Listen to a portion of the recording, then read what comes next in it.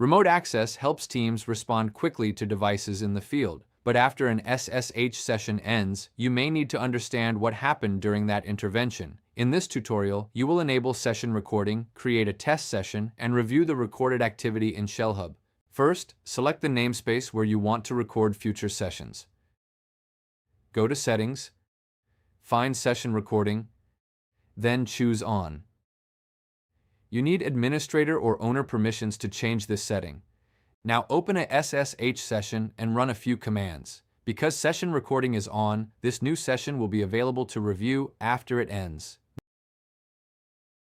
Next, go to Sessions and select the test session you just closed. At this point, you can view session details like date, hour, and session flow. To review what happened during the session, select Play Recording. This opens the player where you can revisit the recorded activity from the remote intervention. In this example, you can see the same commands that were run in the demo terminal. With session recording enabled, a remote SSH intervention can remain traceable and reviewable after it ends. That gives your team more context when it needs to understand what happened on a device.